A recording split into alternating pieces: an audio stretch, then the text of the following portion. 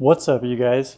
It's Harrison with Gadgets of Legend, and I'm really excited today because I just got a whole bunch of burning lasers in to play with. So this one specifically is 3 watts. I have more of the 1 watt lasers, which is 1000 milliwatts.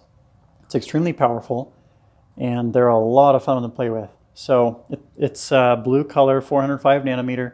I guess it's kind of bluish purple, but here's just a real general idea of what's inside the box. So you get this little case right here, and it has a little latch. You open it up, and this is the laser itself right here. It's pretty beefy. It's kind of heavy.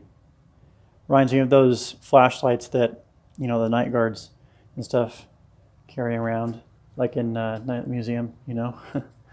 You get these 5 different lenses that you can put on it, and it just makes different patterns. You have these glasses that filter out blue light, at least in the 405 nanometer range, which is very important because these can blind you in a fraction of a second. Even just a reflection of the light can do permanent damage to your retina.